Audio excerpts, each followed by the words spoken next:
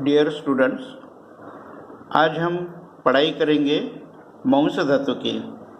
पहला रस धातु, उसके बाद रक्त धातु, उसके बाद मांस धातु आता है। हम लोगों ने ये जाना है कि ये क्रम जो है वो इसलिए रखा गया है कि शरीर में इसी क्रम से धातु की उत्पत्ति और धातु का विकास होता है। तो हम पढ़ाई करते हैं मांस धातु की। Central council of Indian medicine के हिसाब से बीएमएस फर्स्ट ईयर को जो सिलेबस रखा है उसमें हम से उम्मीद है हमें मालूम हो एटिमोलॉजी, डेरिवेशन यानी व्युत्पत्ति निरूक्ति, साइनोनिम्स यानी पर्यायी नाम, लोकेशन यानी स्थान, प्रॉपर्टीज यानी गुण और फंक्शंस ऑफ मांस धातु यानी मांस धातु की क्रिया। तो मांस धातु की इतनी चीज़ें हमें पता होनी चाहिए। फिजियोलॉजी ऑफ मांसवस रोतस, मांसवस रोतस में क्या क्रिया होती है, कैसे होती है। फॉर्मेशन ऑफ मांस धातु, मांस धातु की उत्पत्ति कैसी होती है और पोषण कैसा होता है। फिर कैरेक्टरिस्टिक्स ऑफ मांसाहार पुरुषा, मांसाहार पुरुष में कौन कौन से लक्षण आपको दिखाई देते हैं। मैनिफेस्टेशन ऑफ क्षय एंड वृद्धि ऑफ मांस धातु, मांस धातु की अगर क्षय या वृद्धि हो गई तो कौन से लक्षण आपको दिखाई देंगे। और कंसेप्ट ऑफ पेशी, मांस पेशी के बारे में भी कुछ चीज़ें हम लोग जान लेना है। सबसे पहले पढ़ाई की शुरुआत करते हैं कि किसी भी चीज़ को जानने के लिए सबसे पहले उसकी डेफिनेशन या व्याख्या हम तैयार करनी चाहिए। तो मांस धातु की व्याख्या इस प्रकार होती है, शरीर में लेपन कार्य करने वाले धातु को मांस धातु कहते हैं। लेपन, जिसको मॉडर्न की परिभाषा में कवरिंग ऑफ द बॉडी ऐसा कहा है। तो मसल्स जिस तरह से बॉडी में कवर करते हैं, कवरिंग ऑफ द बॉडी का कार्य करते हैं, उसी तरह से मांस धातु शरीर में लेपन का कार्य करता है। मांस धातु में मसल्स भी आते हैं, उसके सिवा और भी कुछ चीज़ें आती हैं जैसे कि हाइपोडर्मिस, ये भी मांस धातु में आता है। तो मसल जो है जो कवरिंग का कार्य करते हैं, वैसे मांस धातु शरीर में लेपन का कार्य करता है। इस पर से आप समझ गए होंगे कि अगर हमें मांस धातु अच्छी तरह से समझना है तो ज़रूरी है कि मसल फिजियोलॉजी हम लोगों को याद रखनी चाहिए। एटिमोलॉजी एंड डेरिवेशन यानी उत्पत्ति और निरूक्ति, वाचस्पत्य में कहा है न मन स दीर्घश्च, मन को स लगकर प्राणी देहस्य, प्राणियों के शरीर में।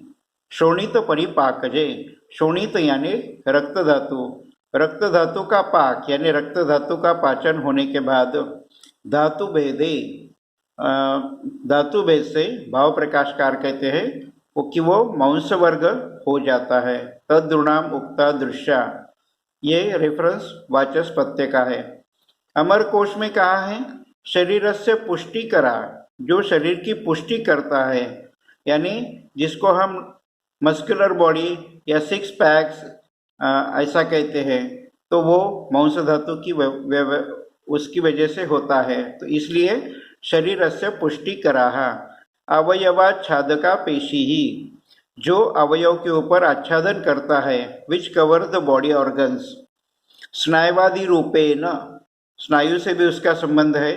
संधिबंध आकुंचन प्रसारण कर दी, जो आकुंचन प्रसारण करता है, जो स्नायु के रूप में होता है, जो संधिबंध के आसपास होता है।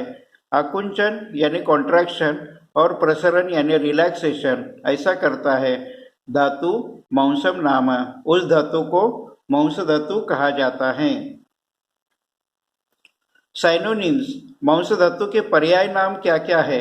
संस्कृत श्लोक बनाते वक्त ये पर्यायी शब्द इनका यूज किया जाता है कि हर वक्त मांस कहने से अच्छा आप पर्यायी शब्द भी यूज कर सकते हो।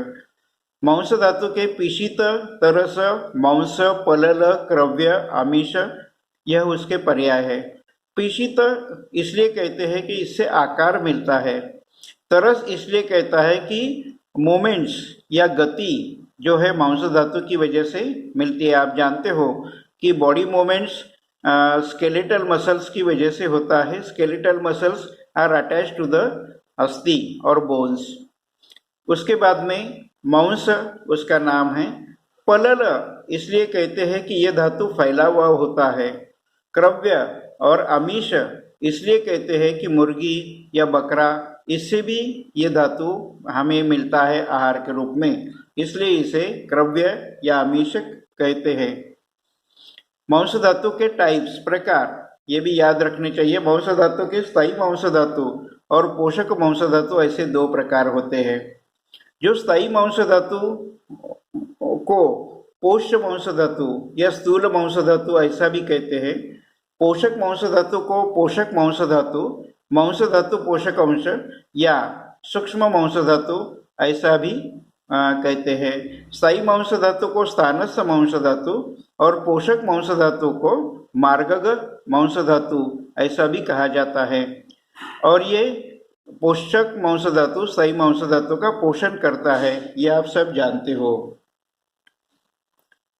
लोकेशन ऑफ द मांस धातु, उसका स्थान, मांस धातु कहाँ रहता है? तो हर धातु का पोषक धातु जो होता है वो स्रोतस में रहता है, इसलिए पोषक मांस धातु यह मांस व स्रोतस में रहता है। स्थायी मांस धातु भी शरीर में अलग अलग पार्ट में रहता है, लेकिन उसकी परीक्षा करने के लिए कुछ स्थानों की परीक्षा हम करते हैं, उसको लोकल एग्जामिनेशन कहते हैं। स्थायी मांस धातु का परीक्षण स्पिग यानी कमर का एरिया, ग्लूटियल मसल्स, गंड, ओष्ठ यानी लिप्स, उपस्थ यानी पेनिस, उरु यानी फिमोरल रीजन, वक्ष यानी चेस्ट एरिया, कक्षा यानी एक्सिलरी एरिया, पिंडिका यानी पिंड्रिया, उदर यानी एब्डोमेन, ग्रीवा यानी नेक, बाहु यानी शोल्डर्स, जंघा, शंख यानी टेम्पोरल रीजन, ललाट यानी कपाल, कृकाटिका नेक के पीछे का पार्ट, अक्षी यानी आंखें, हनु यानी चीक्स, स्कंद यानी कंधे, उदर, वक्ष, पाणी संधि, पाद संधि, इन स्थानों पर मांस धातु का परीक्षण किया जाता है। इसलिए आप कह सकते हो कि स्थायी मांस धातु इस जगह पर मोस्टली रहता है, वैसे पूरी बॉडी में रहता है। फंक्शंस ऑफ द मांस धातु, हर धातु के 4 कर्म होते ही है, सबको याद रखना है। एक है श्रेष्ठ कर्म, दूसरा है उत्तर धातु का पोषण, तीसरा है उपधातु का पोषण और चौथा है धातु के मल का पोषण। वाग्भट कहते हैं प्रीणनम जीवनम लेपा स्नेहो धारण पूर्णे गर्भोत्पादस्य धातुनाम श्रेष्ठ कर्म क्रमास्मृतम। इस सूत्र के अनुसार मांस धातु का श्रेष्ठ कर्म लेपन होता है, to cover the body, covering of the body. उसके बाद में रसाद रक्तम ततो मांसम, मांसन मेदस ततो अस्ति च, अस्नो मज्जा तथा शुक्रम शुक्रात गर्भ प्रजायते। वाग्भट के शारीर स्थान में 3रे अध्याय में ये श्लोक है। इस सूत्र के अनुसार मांस धातु मेद धातु का पोषण करता है। चरक कहते हैं रसास्तन्यम स्त्रिया रक्तम असृजा कंडरा सिरा मांसात वसा त्वचा षटच मेदसा स्नायु संभवा। इस सूत्र के अनुसार मांस धातु